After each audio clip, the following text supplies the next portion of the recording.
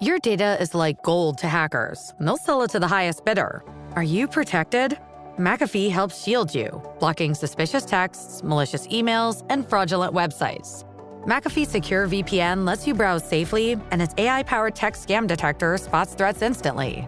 You'll also get up to $2 million of award-winning antivirus and identity theft protection, all for just $39.99 for your first year. Visit McAfee.com. Cancel anytime. Terms apply.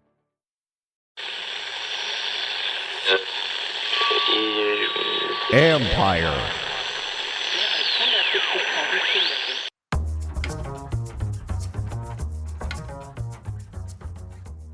Hello, babies. Hey, babies. Hey, babies. Hi, everyone. Hi, everyone. Happy Wednesday. How's everybody doing today? Good? Great. Oh, wow. You seem chipper today. You seem so chipper. I don't know what's up, man. I just can't get back to myself. I'm tired.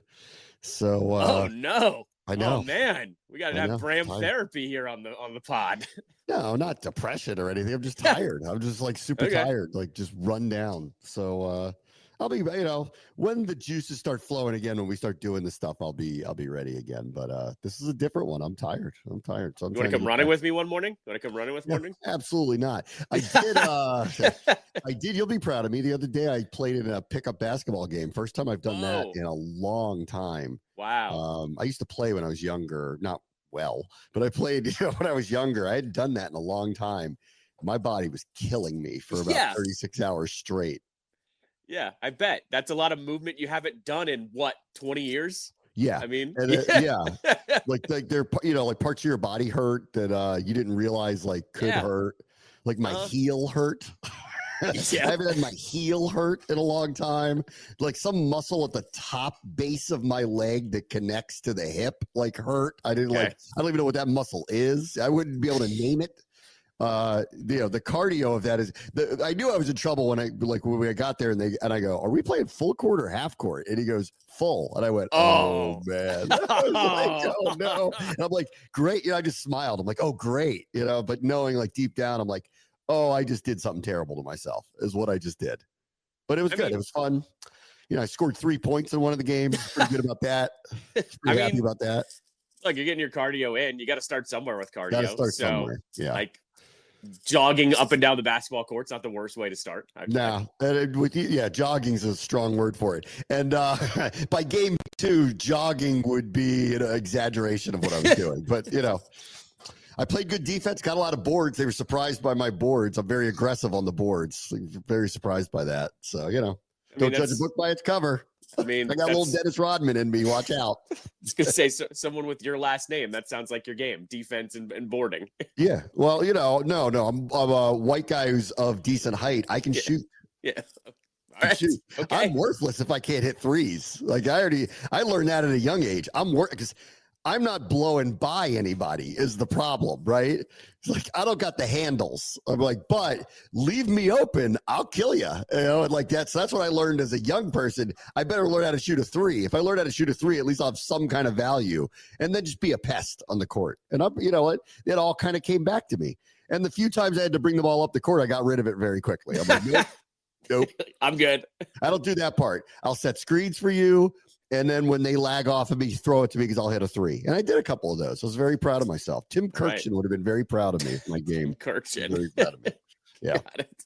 Okay. 2 days later, I feel like an 80-year-old man, but whatever. Gotta get some stretching in, playa. That's how you figure that out. Uh-huh. That's right. All right, let's get to the news. Let's see. What do we got today? Adam Schefter and Tom Pelissero. I didn't put him on the Chiron here for YouTube, but Tom Pelissero is very connected with Minnesota, based in that region of the country for a long time for NFL Network. Both are reporting the same thing, and it's going around now, which is, I guess Minnesota they've let the white smoke out, and they're basically saying, we have decided, I know all of you are curious, we have decided, one, we're not trading J.J. McCarthy to anybody, which I never really thought was realistic to do anyway. Why would you?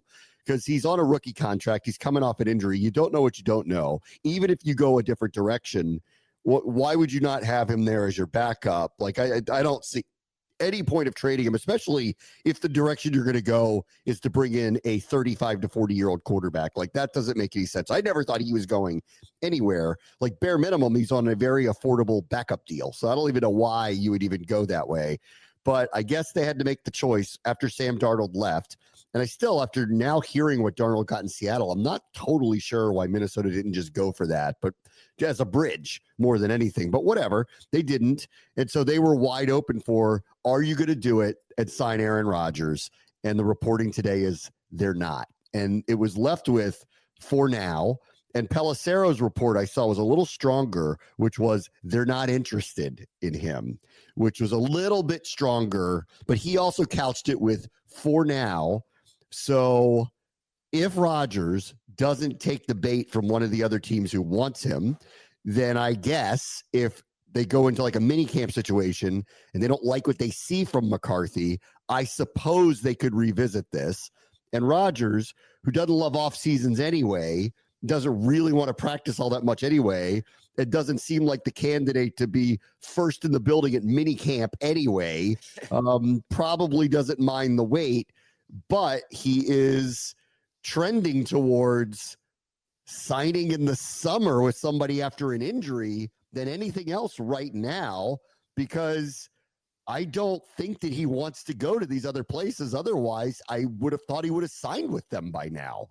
No, and like he also did the thing where it doesn't sound like a big deal. And of course, the Giants are desperate, right, to have him because there are no other options. But he did do the thing where he said, I'm going to wait to see what that team does, and clearly put them at a higher level. And you and I know that, and analysts know that. But when a player does that, the feeling is a little bit different when they literally are saying, I'd rather play for that team than that team over there. So that always invokes another set of kind of feelings, I would say. Not that like the Giants wouldn't take his services, but now in the NFL, they're going, oh, you didn't even want to play there. You wanted to play at the other place. Yes. Essentially. As far as it goes with JJ, I think this is what you should do if you're the Vikings. You drafted him in the first round.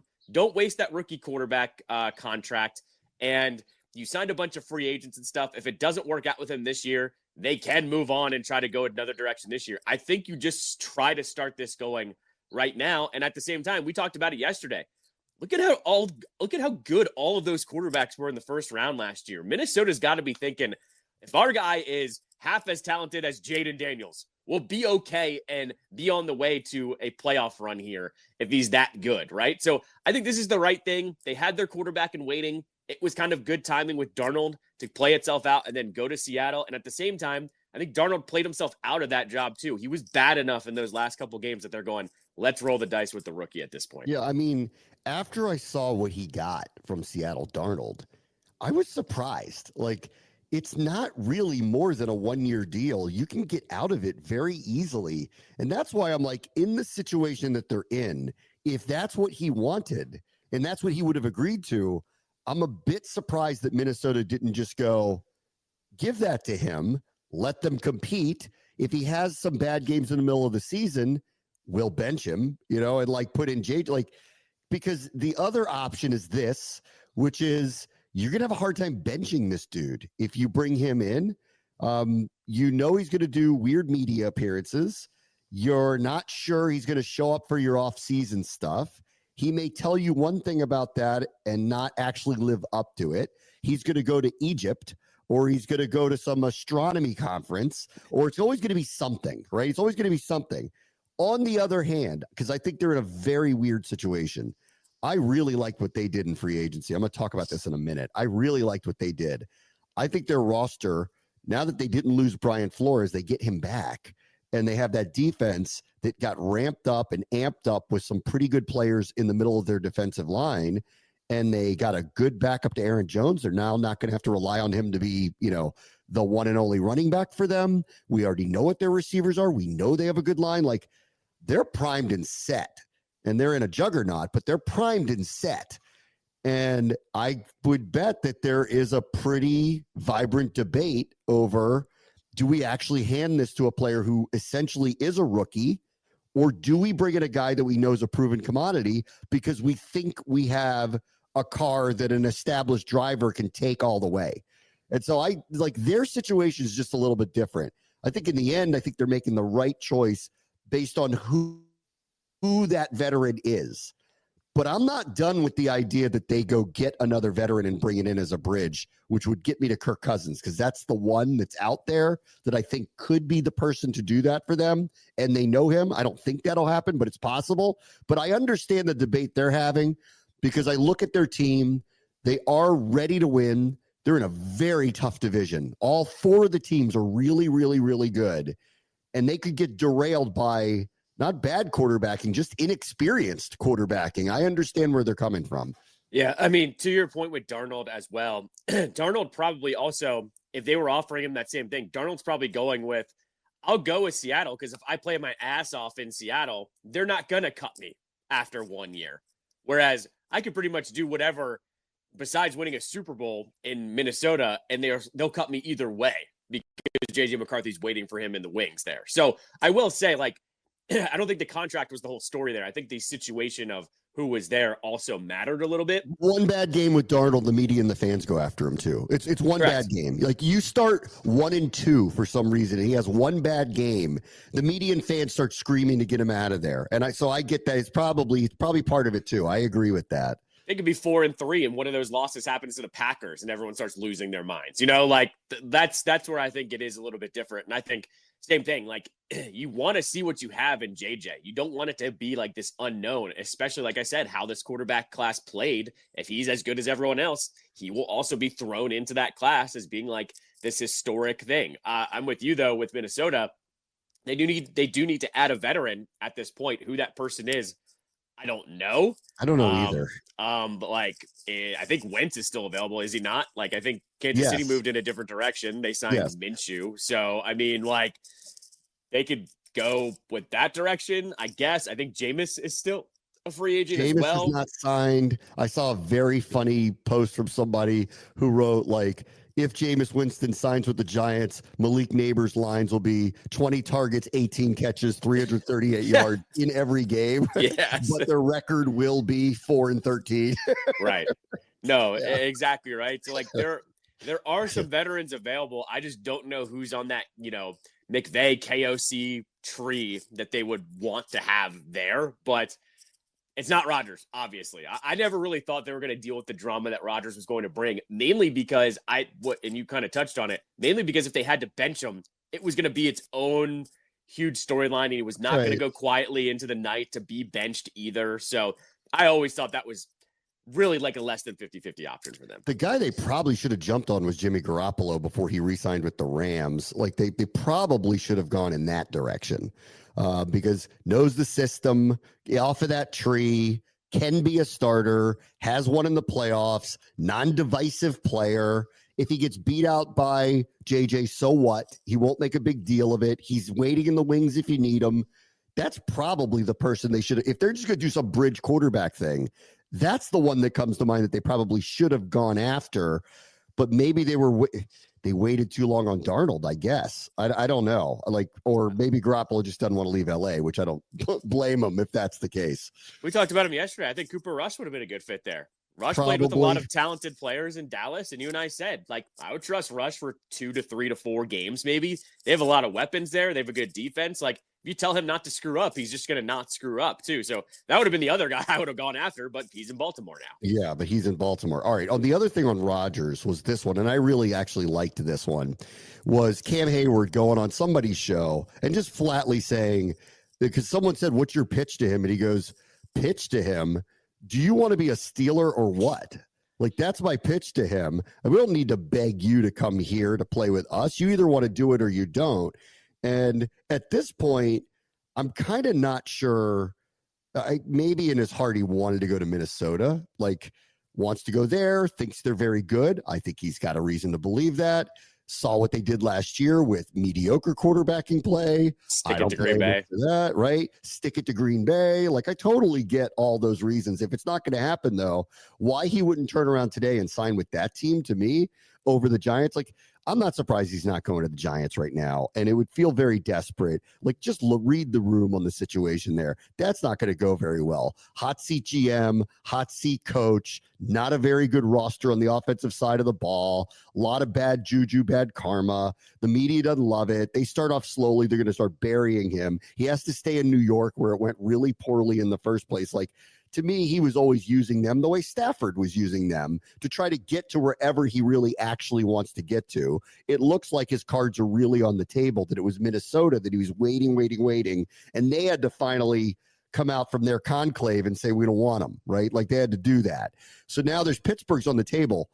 It's Tomlin, who I guess the fans and media put on a hot seat. I don't know that the ownership really sees him that way. And then, like, it's Arthur Smith. So that's a very different offense. I don't know if he loves that, but they did load up with a couple of weapons. They are always really good on defense.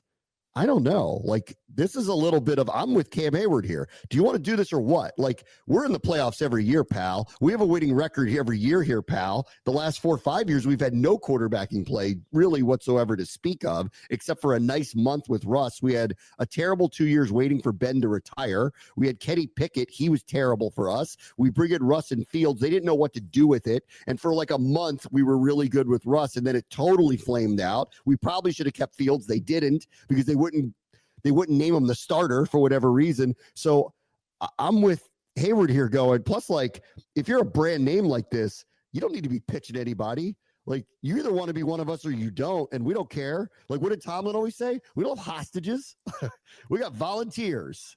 And the fact that he hasn't signed with them yet says to me he doesn't really want to play with them. Even DK said the same thing, like, off of what Cam Hayward said. He was like, I didn't need to be pitched to become a Pittsburgh Steeler. He's like, if you don't know what this brand is, I don't know, like, what you're talking about. Essentially just saying, I didn't need to be pitched to it. I wanted to come here. I'm with Cam here. At the same time, though, like, if you're Rodgers, you're weighing your options here. You just know how this offense and how this team is going to be run, though, that it is a no-nonsense team, that it is a offense that tends to be conservative, I guess, if that's the word we'll say. And besides last year when Russ was throwing rainbow passes, that's usually what the Steelers run. So I kind of get it with Rodgers taking his time here, but I am with the Steelers side of things of going, we're not going to wait around any longer or much longer than we are at this point. And I don't blame them at this point either, because they're going, you're broken goods too, dude. So don't think that you're like on this hierarchy. I mean, you think you are. Russ doesn't have many options. But I'd be a little pissed if I were him at this point that Fields went and signed with the Jets, and you guys just haven't re-signed me yet because you're waiting for something better to come along. What's better that's coming along? That said, like, he also doesn't have a job, and he can't say that, he has to feel that way. Like, I want to be a Steeler. Why won't you sign me again? Right. So I don't know, which would then leads to what is next here. Whoever doesn't get Rodgers, or if he just chooses not to go anywhere or drags his feet so long, eventually one of these teams, it's either Pittsburgh, maybe the Giants, or maybe Minnesota, need to call Atlanta and get a deal done for Kirk Cousins. He's not going to be some $27 million backup in Atlanta. That's not going to be the case. He's going to be traded somewhere. They're just waiting for the desperate team to call and say, we need him. And they're going to go, this is what the price is. And they're going to get probably like some mid-round pick. And maybe they got to eat a little bit of his salary just to make it work for the other team, but maybe not. And that's next up. Like, that's on deck here. That has to be happening in the next few weeks before the draft, I would think, unless, maybe not. Maybe a couple of these teams go, maybe the Giants go, you know what? If we're not going to get any of these dudes, we're taking Shedeur Sanders. Maybe. Well, that's what's happened. Maybe. I've thought this too, though. Like, they could be doing a little bit like the Bengals are with Hendrickson that I predicted. Like, maybe the Bengals want next year's draft picks, not this year's draft picks. Maybe the Falcons are doing the same thing by going, we don't really necessarily need this year's picks. We could take next year's picks. And those teams that miss out on Cam Ward or Shedeur or Jackson Dart, we're open for business if you want to go ahead and trade for him after the draft too. Because I think if you're really kind of looking at it, Cousins could be on the same level as some of these first round quarterbacks this year. Nobody's ranting and raving that this quarterback class is amazing by any means. So I could see that happening as well, or a little bit of both, that you get one of those quarterbacks in the late first round or the second round, and you need a veteran to bridge to that quarterback. Like if you get Jackson Dart, maybe you do trade for Cousins to have a situation where he transitions to him. I could see that happening as well. I think this is wide open during and after the draft, to be honest, for Cousins. I don't envy Minnesota here. I think they're in a really weird spot with their team. They can win with that team. They can win with that team. But they're either going to go with inexperienced quarterbacking, or their options are bring back Cousins, try to mend that fence for a year, have a reunion, and then maybe piss off McCarthy at the same time, bring in Rodgers, maybe piss off everybody, right? Don't really, at his age and what's happened the last couple of years, it's hard to know whether he's even good enough anymore, but the team is so good around him. Or just roll the dice and go, let's just take a chance with McCarthy, and not even really at this point a viable backup behind him on the just in case, one, he's not fully healthy off of the injuries he had, which hopefully isn't the case, or two, he doesn't perform that well, and you got to turn to somebody, and they don't even have a viable veteran backup, which kind of goes back to, I don't know why you didn't jump on someone like Garoppolo, bring him in there. He's cheap. And then if you have to turn to him, at least you feel comfortable. He's going to know your system. He's going to have been around the block. He's played in Super Bowls before. Like, this guy's not going to be, the stage is going to be too big for him. Why didn't you go for something like that? They've put themselves in a very difficult situation. It clearly became evident that they moved on from Darnold, but they didn't have a plan B for this.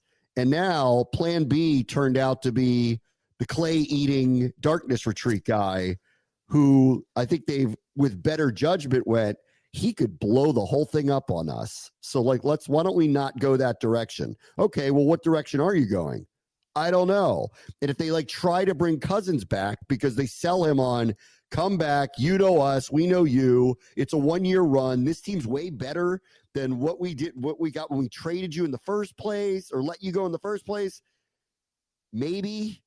But it also doesn't he's at least a professional, and he'll put a best spin on it as possible. Right. But they're in a really funny spot here trying to find the right backup quarterback right now, or really plan small A, not even plan A, small A, just in case you have to go in that direction.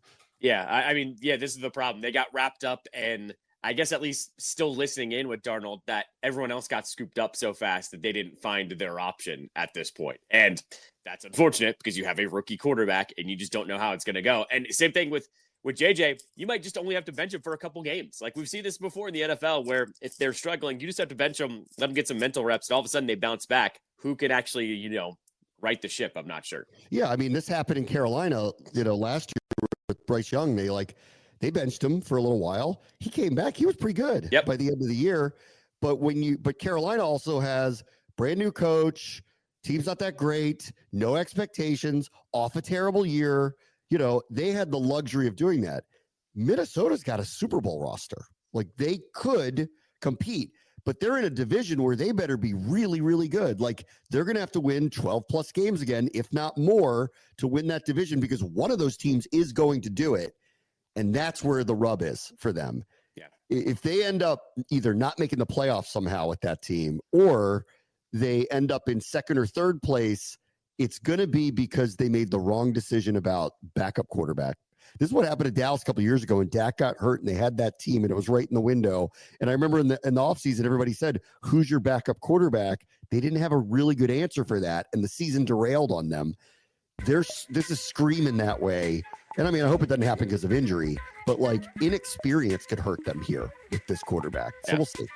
All right, let me take a quick break. Great Buster Show, ESPN 630 to Sports Capital.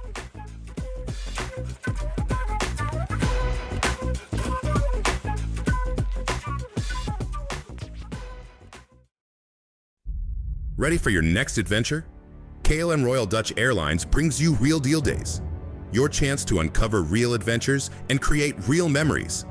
Taste the real Amsterdam, explore the real Barcelona, and discover the real Johannesburg, along with many more destinations around the world.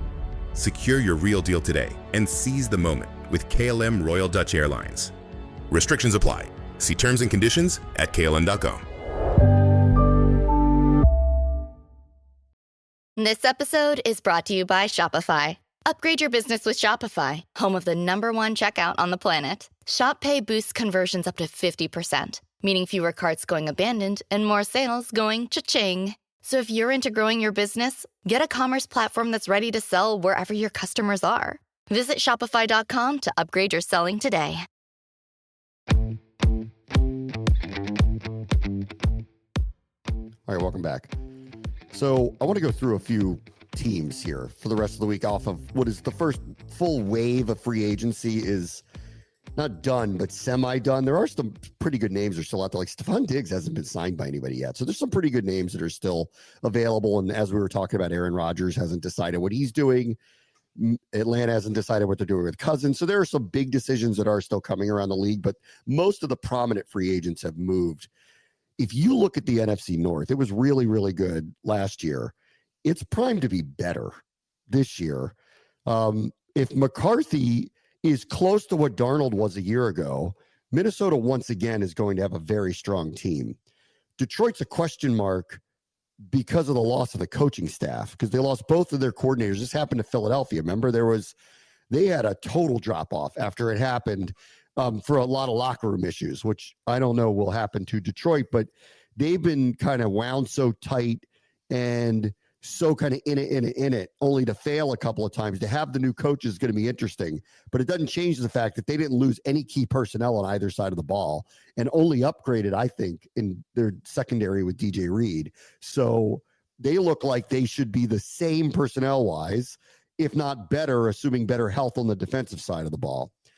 The Packers, I don't know that they got considerably better, but they went and got what I think might be the best offensive lineman on the board to come in to join their line, which I wouldn't have called weak, but wasn't their strength. If they get a healthier year out of Jordan Love and they figure out the receiver position, because Christian Watkins looks like he's going to miss some time early in the year, they should be formidable again. And they haven't moved off Jair Alexander yet, so we'll have to see what they do something with him to get something back. And we'll see what they do in the draft. So they're going to be strong again. They're off a playoff year. And Chicago might have done the most of any of those teams in the offseason. They get the right head coach. I know we like to make fun of Ben Johnson for everything he did here to the Washington hierarchy, but I think they got the right head coach for the right team at the right time. I think we'll see. He might be a crazy pants, but we'll see, right? They should have done this a year ago with Caleb. Caleb's now year 2. He's going to be in what looks to be a better system. They went and upgraded their offensive line significantly. They're screaming down, potentially taking someone like Ashton Genty and making the offense even better than what it was. They already have weapons on the outside that we knew of. And then on defense, they're building up again. This is a juggernaut division. And at this point, it would be hard for me to pick somebody who'd win it, because I could make a case for all 4 of them this year. It's going to be really, really, really tough division. I talked about it a little bit on my show yesterday too. I think the hinge on this whole division, I mean, the Lions are going to be the Lions. Bite your kneecaps off. I think their floor is 10 wins. They could get all the way back up to however many they had last year. 15, 16, something like that. I don't love that they're in this division where the other teams are all playoff caliber and they lost both coordinators. I think that's a big deal for them. Sure. But I will say, it's the same talent, and there's a ton of talent on that team, and they already have added more. They'll add more in the draft as well. They've nailed their draft picks too, as well with this regime. So I think they'll be fine. Minnesota is a total question mark, but I don't think they're going to be bad. Their roster really, really improved. And then Allen and Hargrave in the middle of their defense solidifies.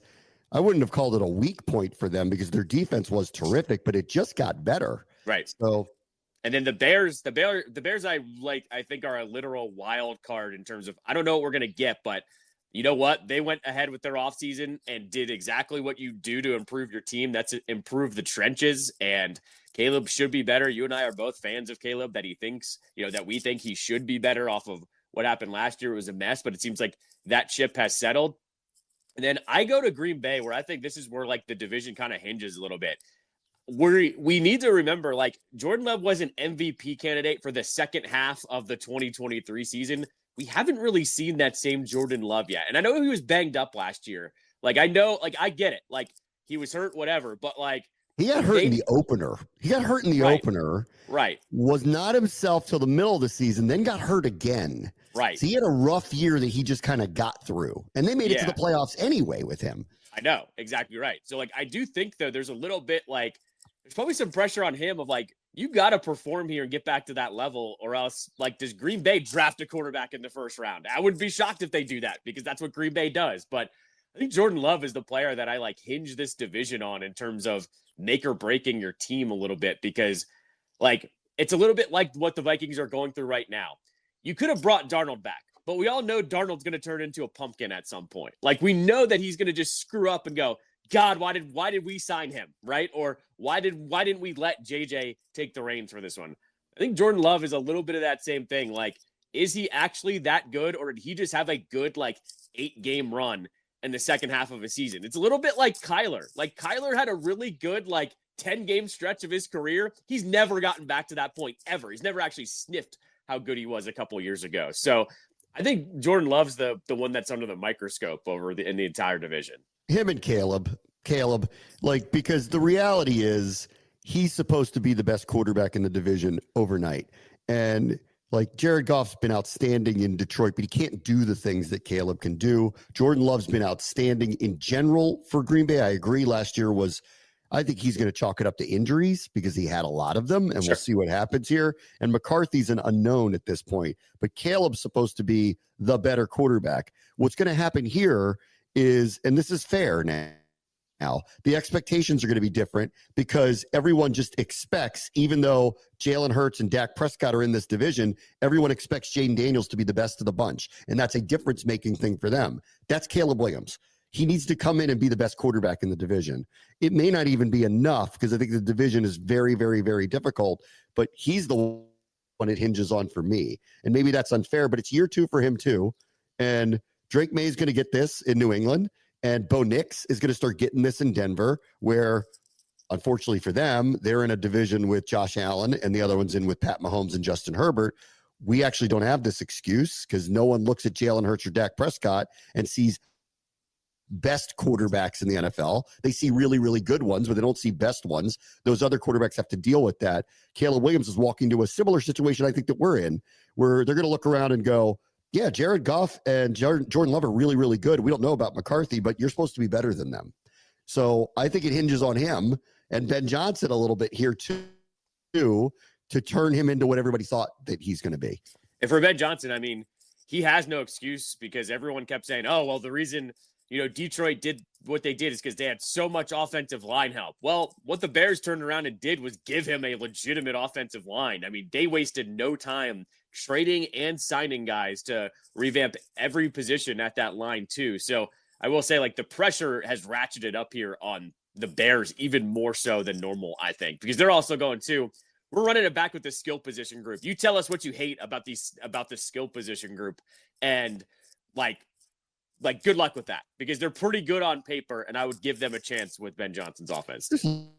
Another one, Keenan Allen hasn't signed with anybody yet. That's an interesting one too. There's some really good receivers that are just sitting out there still, so we'll see what happens. ESPN wrote this too.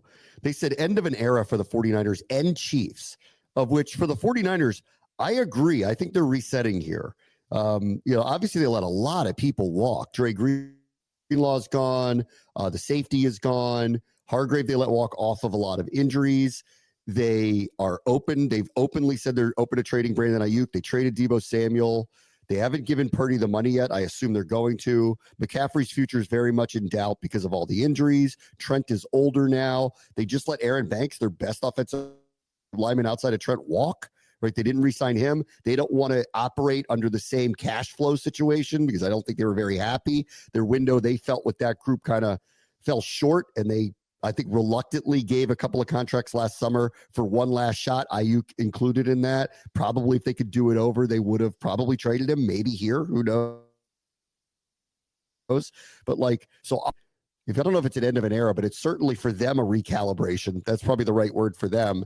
And I do expect with all of these changes, it might take a minute for them to kind of recalibrate, and they might not be done. What's the future for Kittle, Ayuk, McCaffrey, I don't know. Like those guys might be on different teams in the very near future. Ayuk seemingly potentially this offseason if somebody gave them something to eat that contract for them. So I agree. They're definitely going to look very different in about a year. And I would bet they are not going to be a favorite to win that division this year because of all the changes that happened. This kind of happened to Dallas last year when they lost all those people. And I went, they're not going to be the same team. Like, there's no way they're going to be the same team. Kansas City, when they lumped them together, and I don't know, until Mahomes stops looking like one of the best quarterbacks in the NFL or Andy Reid stops coaching them, I don't buy it. Like, they got to the Super Bowl and looked bad in it against the best team in the league. And they kind of just barely got by. And they haven't really done much in I'll hear that. They haven't really done much in free agency to address things. And they've lost some people. But I'm done with, they're like the Patriots of a few years back when they would lose people, not seemingly replace them, and then end up in the playoffs and have home games anyway. Until that stops happening, I don't think there's any era ending for them anytime soon.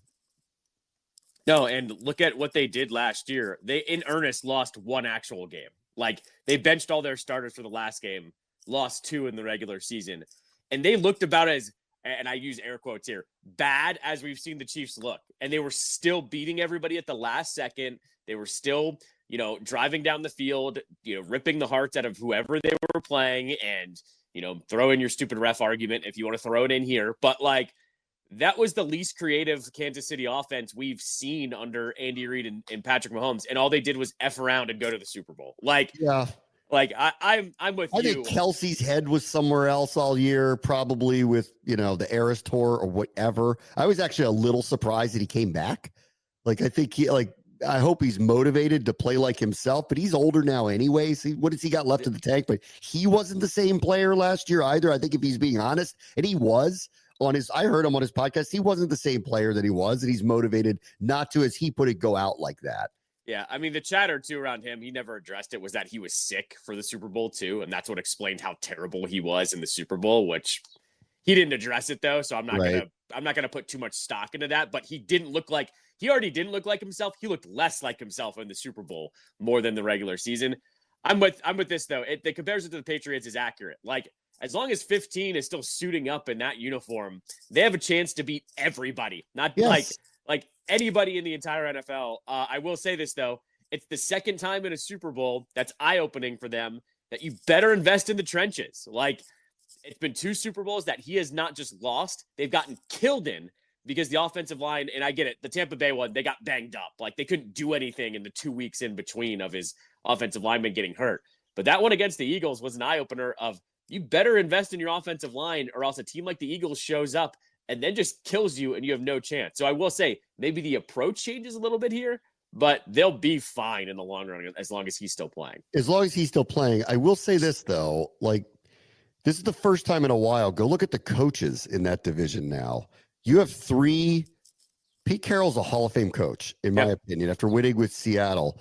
Sean Payton's a Hall of Fame coach with his record, having won a Super Bowl in New Orleans, ramping up. Harbaugh, I think, should be. They won't treat him that way, but he'd have to win a Super Bowl to do it. But he's a winner. Year 1, they're in the playoffs. Like, I don't know. Like, all of a sudden, that part of it is on par with what Kansas City has. No offense to Andy Reid, but it is. And across the board is. The Raiders got a real quarterback. I don't know that's going to make them that much better, but they got a real quarterback, and they have superstar studs on their team. Brock Bowers is every bit as good as Travis Kelce at the tight end position. Max Crosby's the best pass rusher outside of Chris Jones in the division. Denver's way better. Nick's is better than I thought he would be. Peyton's a great coach. This is year 3 for them. So watch out. And with the Chargers, it's year 2, and they're trying to load up again at certain spots. I don't know what I don't know about them. They cut a lot of people, and they ended up being a playoff team anyway a year ago. If there is an end of an era, it's because the other teams actually have comparable coaching, in my opinion. If they don't have Mahomes, which they don't, but they have comparable coaching at least. No, it reminds me a little bit of the Patriots too. And go and look at what the Patriots division always looked like every year. The Bills were incompetent. The Dolphins were incompetent. The Jets were mostly incompetent, besides the blip on the radar here and there with Rex Ryan way back in the day. The thing that made the Patriots was that the three other teams around them sucked. Like not just were like, less than them. They were all three really bad. So the Patriots walked into division titles every single year too. That's a pretty good thing that they had going there, and the Chiefs had going for a little bit until a couple of years ago where they're all starting to improve too. That is a difference maker. Yeah. One other thing before I take a break here, because I brought this up. I love Dion. He's so smart. He said something the other day that I loved. So all these teams are talking about not doing spring games in college football now, partially because they're scared that if they put people out on the field, scouts, agents, whatever, show up and they want to poach people because of the portal, which I think the NCAA, maybe through the government, maybe not, at some point is going to get a handle on. And they're going to try to figure out what are the rules with all of this. Like, I think they need to figure out a time. This is when the portal happens and this is when it doesn't happen. Yeah. And treat it like, because they are pros now contractually.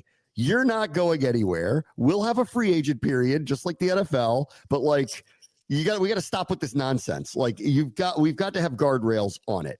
And Dion goes the other way because he's confident and he knows, why would anybody want to leave me if you come here and I pay you, right? If we get it to that point. And he said, you know what? Not only do we want to have like spring football game, we want to have spring football opponents, which is this is overdue.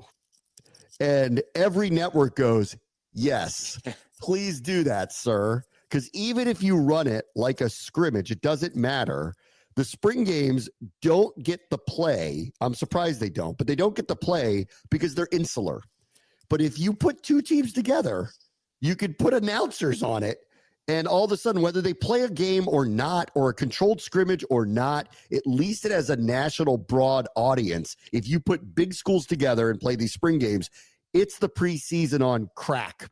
If they did this. So he's a genius and it's long overdue and every major school should be doing it. In fact, they could do a couple of them then in the spring. They could do one against one team and travel to another against another team. They could do that and they will sell those stadiums out having spring games against big programs. No, I mean, they're the definition of hyper local, right? Like when it's like Tennessee doing their spring game, no one cares outside of there, right? That's right. Like, so I get it why they don't get a lot of play because who cares? But you add another opponent into the mix and all of a sudden, and you also have a controlled environment where you can put them in the red zone for a while, or you can give them a field or say, here, now we have an open scrimmage. I'm all for this. You and I talk about this. I've talked about this a lot over the years. When the Redskins and the Ravens used to scrimmage, like those were fun. They only did it for a couple of years, but it was fun to watch both of those teams go at it. And then at the same time, they did televise it. It was on the NFL Network. So you got to watch everything that went down. I'm with you, long overdue, especially in the day and age that we live in where hashtag content is the game. I'm surprised no one's actually looked at this and taken advantage of it a little bit more. I think it is long overdue. I'm surprised that the preseason games of the NFL haven't gone to controlled scrimmages. Because I think the coaches always say they get more out of the practices than they do out of the games. Yeah. So do that. We'll watch anything. You stick them in a stadium. You say on this side of the field, this offense is going against this defense. They're going against that. Everybody will still show. More people would show up to it. Take a note from the Savannah Bananas that I saw last year. Savannah Bananas come in when they play what they call banana ball, which is their version of baseball. All they do is pump music and do a bunch of little distractions, and everyone still watches the game and has a really good time. Scrimmages are basically the same thing. There's 14 different things happening at once. You're going to find something that you want to watch, pump some music in. Everyone's going to have a good time. I'm with that. Like, bring that back. The general audience too does not know that Tyler Owens might steal a roster spot. Like they don't. Like, as much as I'm in it and catering to our P1 fans and am in the storyline, they don't know that part. And if you take a step back and go, we're doing something for a broader audience, always, the scrimmages make more sense. They always do. You could still sell tickets to the stadium. It doesn't change anything, and nobody's going to be mad that you got rid of the preseason games. The game part doesn't matter. Right. The Jarrett Patterson storyline is something that 99% of people don't know about. Don't know it. Latch C-Strunk is not going to walk through those doors again after he breaks off an 80-yard run. Like, I think everyone will survive. In Wisconsin doesn't care about the guy, the redshirt freshman, who might make the team as a punt gunner. Like, she doesn't care about that part. But she might watch if they're playing Tennessee. Sure. She might watch that. All right, let me take a quick break. Bray wants to show you speed 630 Sports Capital.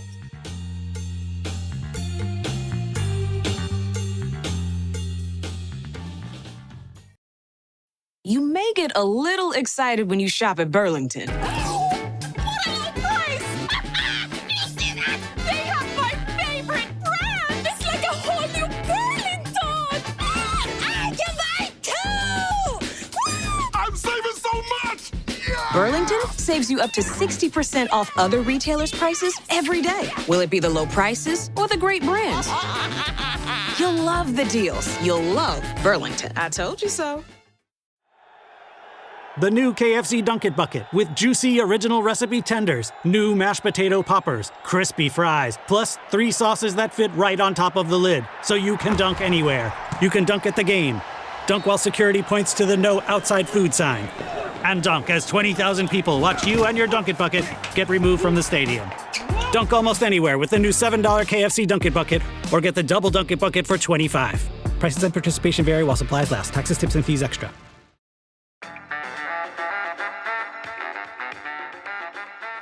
All right, a couple quick things before we go. One, the Orioles have run into the same problem that they've run into the last couple of years where they have too many good young players.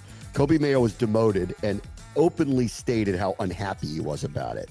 But someone's going to be a winner and someone's going to be a loser here because they have too many good position players. So bang up job by the front office, finding all of these players to put together this lineup from heaven. And they've got all these young guys, but I will agree with Kobe Mayo here that at some point, and the detractors of what they've done to this point, which is at some point, now we're at the point now where you go, don't you know who your guys are that you're either going to sign or roll with? And don't you now, isn't it incumbent on you to take the ones that aren't going to be those players, the everyday players, and trade them to fill the issues that you have on your team, namely your pitching? And so I'll hear Kobe Mayo out to the point where it's almost like he's saying, you're just shelving me because you have no room for me, but I can play on a major league roster. And anyone in Baltimore who doesn't say back to the Orioles, he's right, and you could trade him for a viable pitcher, which we need. At this point, I am on the detractor side of, you guys are not handling this correctly. You have this great crop of prospects. Some of them are players. They are your guys. The other ones need to be flipped for things that you need to give you a shot to win a World Series. And so I agree with all of that. It's a little bit NFL too, in that you should have probably traded him in the offseason, not now, because now everybody knows you have a log jam. So the value is down. They know that, if you trade him, you're basically forcing yourself to trade him. And I loved Mayo's quote too. And he's a good guy from what I know, but I loved his quote too of going, I'm in a lose-lose situation now because I go to AAA and I play well. I'm expected to do that. And then if I go through a slump, everyone goes, oh, well, they sent you down for a reason. I'm with Mayo at this point. He basically was saying, do something with me, but don't send me to AAA. And I don't blame him on this one. This is the first one that we've had. They have a bunch of them, but this is the first one that we've had that is officially log jamming the rest of the roster. Getting to this point was amazing. They don't know how to, I think it's fair to say they do not know how to handle it from here right now, that they almost need a second GM who goes, okay, now they need Rizzo to walk in and make the deals because they've got all these things to move. All right. Caps were winners again last night. Again, this whole getting hot in the third period has been a recurring theme here over the last couple of weeks where, actually last night, I watched them. I started really fast against Detroit, got out quickly, really outplayed Detroit in the first period. Were unlucky to be tied 1-1. Then it just kind of slumped along till it got to the third and they ramped it up again and they won big.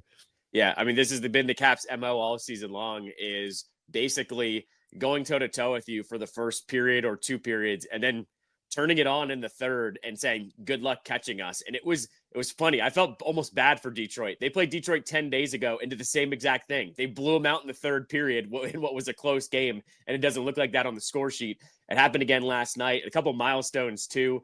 Tom Wilson hit the 30 goal plateau for the first time. They were spitting out stats that he's one of the top 5 players to play the most games before hitting 30 goals in a season. I know he's been banged up, but that's a good milestone for him. Logan Thompson hit 30 wins as well. He hasn't even played a majority of the games. He's played a little over half, but it's not like he's been playing a ton of them. So another good milestone for him. And then you had McMichael score his 24th goal as well off of a sick Ovechkin assist, which everybody was like in the building, like, come on, why didn't you shoot? But they're teeing off on Ovechkin right now. And so everyone else is reaping the benefits, essentially. Then real quick tonight, American University versus Mount St. Mary's in Dayton. If American wins, it would be their first ever win in the NCAA tournament. Odd that it would be the fourth thing, but it would be. It's only the fourth time they've been in, first time in over 10 years. And I wanted to look this up because I figured they had to have won a postseason basketball game before. It dates back to the late 1950s, early 1960s when they were in Division II. Okay. So this could be a historic night for them, that they get to do something that they've literally never done before. They were in the NIT a few times back in the 70s before, when the NIT was bigger than the NCAA tournament, never won a game. They've been in the NCAA tournament 3 times prior to this, never won a game and got blown out in all 3 of them. Here's their first real shot, and enjoy it because Duke is on the other side of it. But I'm hoping for Dwayne Simpkins and the boys, they get it done tonight. Get what would be a first in school history. So I wish them a lot of luck. All right, everybody. Talk to you tomorrow. Brave Watch the Show, ESPN 630, the Sports Capital.